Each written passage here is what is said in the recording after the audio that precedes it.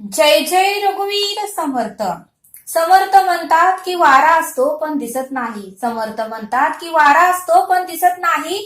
तसे समर्थ म्हणतात की सुगंध येतो पण दिसत नाही. तसे समर्थ म्हणतात की सुगंध येतो पण दिसत नाही. पण समर्थ म्हणतात की गर्भातही बाळ वाढत असते. गर्भातही बाळ वाढत असते पण ते वाढत असताना मात्र आपल्याला दिसत नाही. ते बाळ गर्भामध्ये वाढत असताना मात्र आपल्याला दिसत नाही.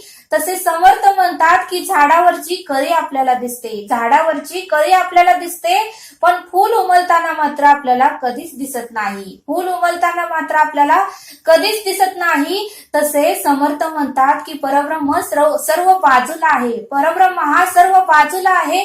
परब्रह्म हा सृष्टीमध्ये व्यापून उरलेला आहे. परब्रह्म हा कणाकणामध्ये भरून उरलेला आहे. तुमच्या आमच्या हृदयातही परब्रह्म आहे आणि परब्रह्म नाही अशी जागाच नाही असं समर्थ आपल्याला इथे सांगतात. आणि म्हणूनच समर्थ म्हणतात की परब्रह्म सगळीकडे आहे, फक्त आपल्याला दिसत नाही. परब्रह्म ही अनुभवण्याची गोष्ट आहे असं समर्थ आपल्याला इथे सांगतात.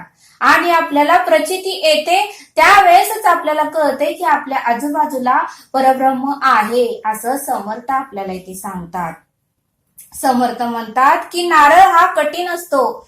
समर्थ म्हणतात की नारळ हा कठीण असतो पण आपल्याला खोबरं आणि नारळातील गोड पाणी प्यायचं असेल तर मात्र आपण नारळ फोडतो. आपल्याला खोबरं आणि नारळातील गोड पाणी प्यायचं असेल तर मात्र आपण नारळ फोडतो. मग समर्थ म्हणतात की नारळ फोडताना आणि नारळ सोलताना 10 मिनिट वेळ जातो. नारळ फोडताना आणि नारळ सोलताना आपला 10 मिनिट वेळ वाया जातो. आपण तो वेळ वाया घालवतोच कारण आपल्याला ते नारळ खायचं असतो, त्यातलं खोबरं खायचं असतं, त्यातलं गोड पाणी प्यायचं असतं आणि म्हणूनच आपण नारळ सोलण्याचा आणि नारळ फोडण्याचा अट्टहास करतो. आणि नारळ फोडल्यानंतर त्याचं गोड पाणीही आपण पितो आणि त्यातलं गोड खोबरंही खातो. त्यातलं पाणीही गोड पितो आणि त्या नारळातलं गोड खोबरंही आपण खातो. तसे समर्थ म्हणले की आता त्या नारळाकडे जाऊ नका. समर्थ म्हणले की आता त्या नारळाकडे जाऊ नका, तुम्ही तुमच्या देहाकडे या. तुम्ही तुमच्या देहाकडे या. परमार्थ ही नारळासारखाच आहे. समर्थ म्हणतात की परमार्थ ही नारळासारखाच आहे. सुरुवातीला आपल्याला कठीणच वाटणार आहे. सुरुवातीला आपल्याला त्रासच होणार आहे. सुरुवातीला आपल्याला कंटाळच येणार आहे. पण समर्थ म्हणले की ज्या वेळेस परमार्थाची आपल्याला गोडी लागणार आहे, ज्या वेळेस आपल्याला परमार्थाची गोडी लागणार आहे त्यावेळेस त्या नारळासारखंच आपल्याला वाटणार आहे. त्यावेळेस तो परमार्थ आपल्याला त्या नारळासारखाच वाटणार आहे. त्यातलं गोड खोबरं आणि गोड पाणी हे आपल्याला परमार्थ आहे आणि हे परब्रह्माची गोडीच आहे असं समर्थ आपल्याला इथे सांगतात. पण सुरुवातीला मात्र आपल्याला त्रास होणारच आहे आणि त्रासाशिवाय सुखही प्राप्त होणारच नाही असं समर्थांनी आपल्याला इथे सांगितलं. समर्थ म्हणतात की दिवा सतत तेवत ठेवण्यासाठी तेल असणं आवश्यक आहे. समर्थ म्हणतात की दिवा सतत तेवत ठेवण्यासाठी तेल असणं अत्यंत आवश्यक असते. तसे समर्थ म्हणतात की चांगले भाग्य मिळवण्यासाठी सुद्धा चांगले कर्म असणे अत्यंत आवश्यक आहे. समर्थ म्हणतात की चांगले भाग्य मिळवण्यासाठी चांगले कर्म असणे ही अत्यंत आवश्यक आहे असं समर्थ आपल्याला इथे सांगतात. समर्थ म्हणतात की संकट आलं तर तू घाबरू नको. समर्थ म्हणतात की संकट आलं तर तू घाबरू नको आणि संकटात एकच मोबाईल नंबर डायल कर. संकट आलं की एकच मोबाईल नंबर डायल कर आणि तो मोबाईल नंबर म्हणजे ओम श्री गुरु दत्तात्रय श्रीपाद श्री वल्लभाय नमः. तो मोबाईल नंबर म्हणजे ओम श्री गुरु दत्तात्रय श्रीपाद श्री वल्लभाय नमः. हा मंत्र तू डायल कर आणि तुझ्यातलं संकट हे दूर होईल. तू संकटातून मुक्त होईल आणि म्हणूनच समर्थ म्हणतात की संकट आलं तर तू एकच मोबाईल नंबर डायल कर असं समर्थांनी आपल्याला इथे सांगितलं.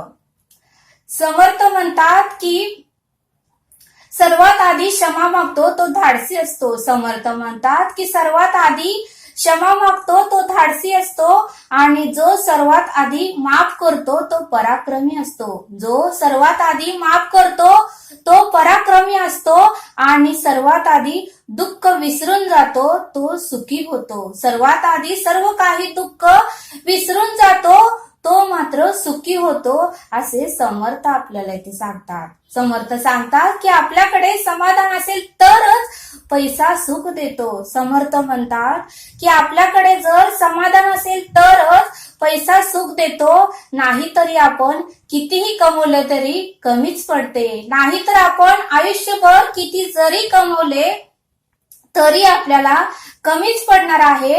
आणि म्हणूनच समर्थ सांगतात की आपल्याकडे समाधान असेल तरच आपल्याला पैसा हा सुख देणार आहे, नाहीतर किती कमवलं तरी कमीच पडणार आहे असं समर्थ आपल्याला इथे सांगतात. समर्थ म्हणतात की जमा करून ठेवायचं असेल तर लोकांचे आशीर्वादच जमा करून ठेवा. समर्थ म्हणतात की जमा करून ठेवायचं असेल तर लोकांचे आशीर्वादच जमा करून ठेवा आणि कोणाचा तळताट घेऊ नका, कोणाचाही तळताट घेऊ नका.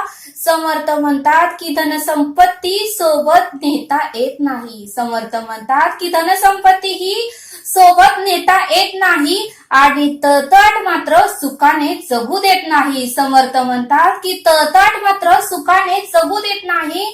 आणि म्हणून समर्थ म्हणतात की जीवनामध्ये दोनच वाक्य लक्षात ठेवायची. समर्थ म्हणतात की जीवनामध्ये दोनच वाक्य लक्षात ठेवायची आणि ती दोन वाक्य म्हणजे मनाप्रमाणे झालं तर ईश्वराची कृपा आहे, मनाप्रमाणे झालं तर ईश्वराची कृपा आहे असं समजावं आणि मनाविरुद्ध झालं तर ईश्वराची इच्छा. दोन्ही गोष्टी आपल्याला समजल्या पाहिजे. आणि मनाविरुद्ध झालं तर ईश्वराची इच्छाच आहे, या दोन्ही गोष्टी आपल्याला समजल्या पाहिजेत. आणि या गोष्टी जर समजल्या तर आपल्याला समाधान नक्कीच मिळणार आहे असं समर्थ आपल्याला इथे सांगतात.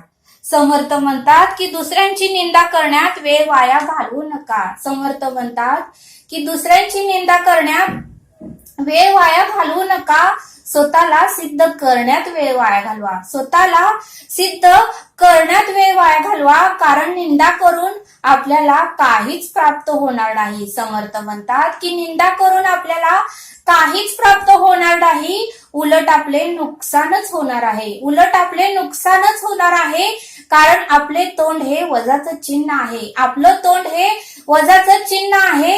ते आपली पुण्याई वजा करते, ते आपली पुण्याई वजा करते.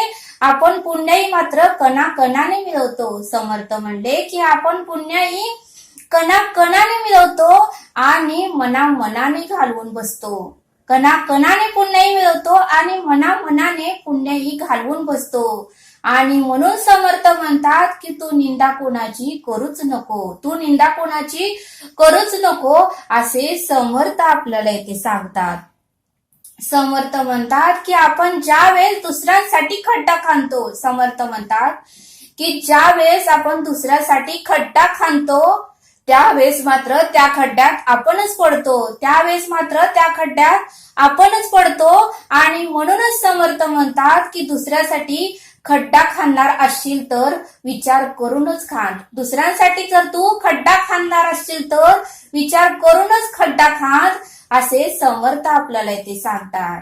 समर्थ म्हणतात की आपण जर धुतलेले तांदळासारखे असेल तरच इतरांचे दोष द्यावा, तरच आपण इतरांना दोष द्यावा. कारण समर्थ म्हणतात की आपल्या देहातही दोष भरून उरलेले आहेत, आपल्या देहातही दोष भरून उरलेले आहेत. त्याला इतरांचे दोष काढण्याचा काहीच अधिकार नाही. आपल्या देहातही दोष भरून उरलेला आहे, त्या व्यक्तीला मात्र इतरांचे दोष काढण्याचा काहीच अधिकार नाही असं समर्थ आपल्याला इथे सांगतात.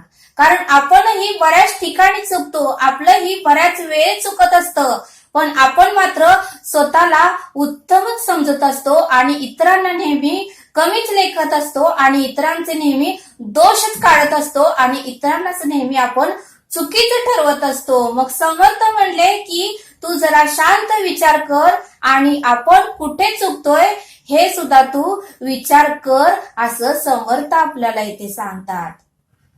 समर्थ म्हणतात की दुसऱ्याच्या तोंडाला काळं लावण्यापूर्वी आपले हात काळे करावे लागतात. समर्थ म्हणतात की दुसऱ्याच्या तोंडाला काळं लावण्यापूर्वी आपले हात काळे करावे लागतात आणि म्हणूनच समर्थ म्हणतात की दुसऱ्याला आपण आरे म्हणलो की तो आपल्याला कारे म्हणणारच आहे. आपण दुसऱ्याला जर आरे म्हणलो तर तो आपल्याला कारे म्हणणारच आहे. आणि म्हणूनच समर्थ म्हणतात की दुसऱ्याकडे आपण एक बोट केले, दुसऱ्याकडे आपण जर एक बोट केले तर आपल्याकडेही 4 बोट येणारच आहे. आपण जर दुसऱ्याला एक बोट केलं तर आपल्याकडेही 4 बोट येणारच आहे.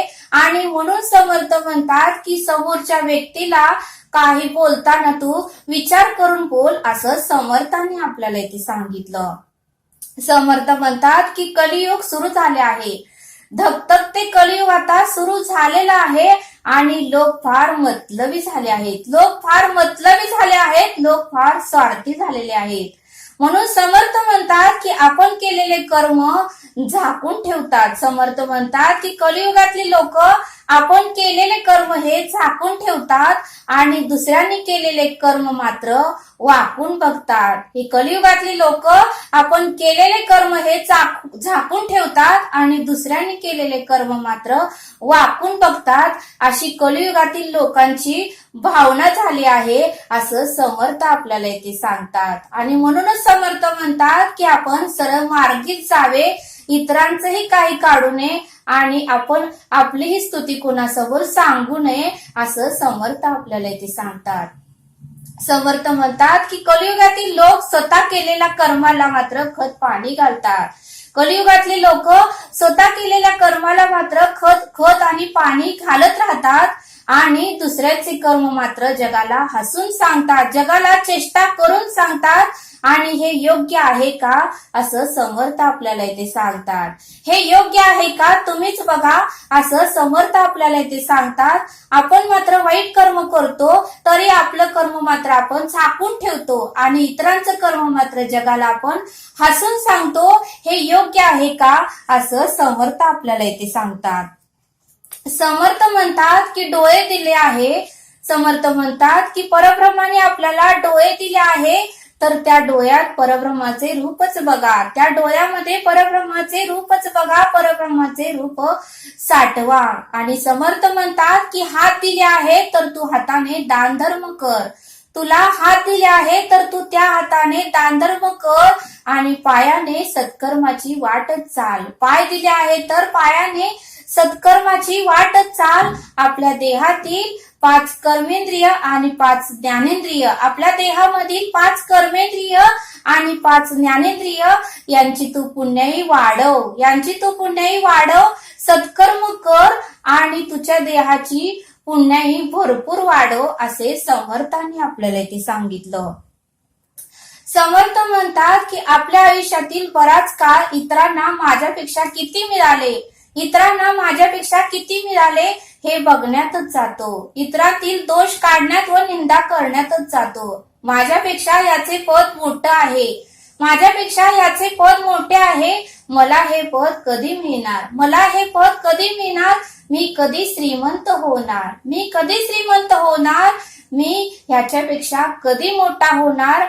हे सर्व बघण्यात आणि विचार करण्यातच आपलं बरंच आयुष्य निघून जाते. हे सर्व बघण्यात व विचार करण्यातच आपलं बरंच आयुष्य निघून जाते आणि मग म्हातारे झाल्यावर बाकी राहते शून्यच. आणि मग आपण म्हातारपणी विचार करतो आणि म्हातारपणी विचार केल्यावर मात्र बाकी राहते शून्यच. आणि म्हणून समर्थ म्हणतात की आपण काय मिळवले हे स्वतःने प्रश्न विचारावा. आणि म्हणूनच समर्थ म्हणतात की समाधानातच सुख आहे.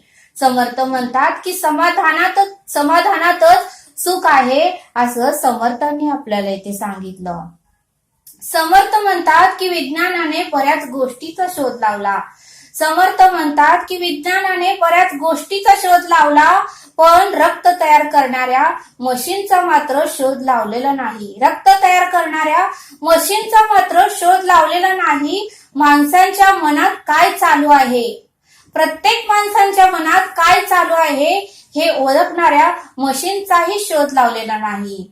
प्रत्येक माणसाच्या मनामध्ये काय चालू आहे हे ओळखणाऱ्या मशीनचाही शोध लावलेला नाही.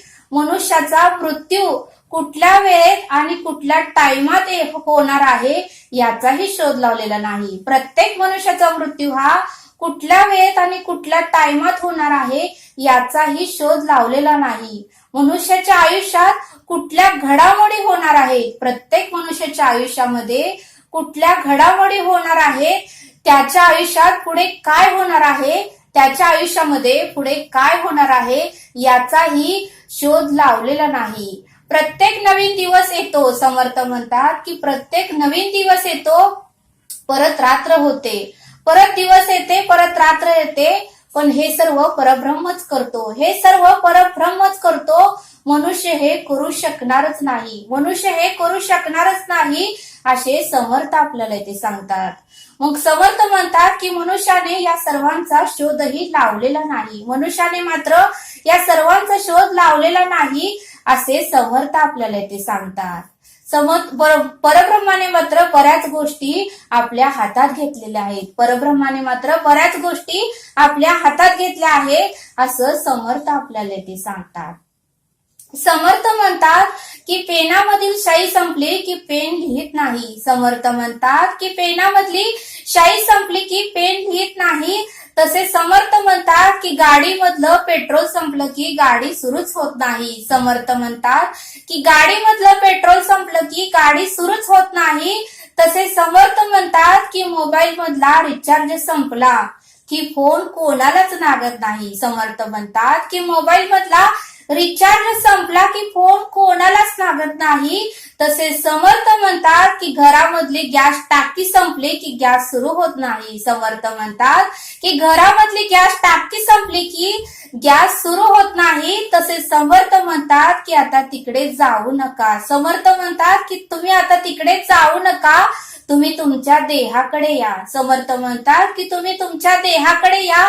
या देहाचंही तसंच आहे, या देहाचीही पुण्याई संपली की या देहालाही दुःख येणारच आहे, समर्थ म्हणतात की या देहाचीही पुण्याई संपली की या देहालाही दुःख येणारच आहे, या देहालाही त्रास होणारच आहे, या देहालाही दुःख येणारच आहे, या देहालाही त्रास होणारच आहे. आणि परत पुण्याई साठेपर्यंत सुख व समाधान मिळणारच नाही, समर्थ म्हणतात की या देहाची परत पुण्याई साठेपर्यंत सुख व समाधान मिळणारच नाही. आणि म्हणून समर्थ म्हणतात की तू पुण्याई साठवण्याचा प्रयत्न कर असं समर्थ आपल्याला इथे सांगतात.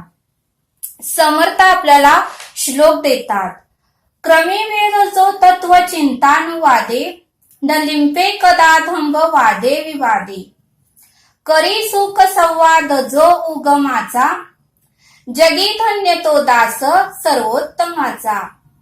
या श्लोकाचा अर्थ समर्थ सांगतात की जो आपला वेळ तत्वाचे चिंतन यातच घालवतो, जो आपला वेळ तत्वाचे चिंतन यातच घालवतो, ईश्वरी स्वरूप समजावून सांगण्यात आनंद मिळवतो, ईश्वर स्वरूप समजावून सांगण्यात आनंद मिळवतो, जो धंबाचा आहारी जात नाही, जो धंबाच्या आहारी जात नाही, व्यर्थ वितंड वादही करत नाही, व्यर्थ वाद घालतही नाही, जो जगाचा उगम असा जो आदिपुरुष, जो जगाचा उगम असा जो आदिपुरुष त्याच्याशी सुख संवाद करतो, त्याच्याशी सुख संवाद करतो, तो सर्वोत्तमाचा दास जगात धन्यच आहे, तो सर्वोत्तमाचा दास जगात धन्यच आहे असा या श्लोकाचा अर्थ समर्थांनी आपल्याला इथे समजावून सांगितला.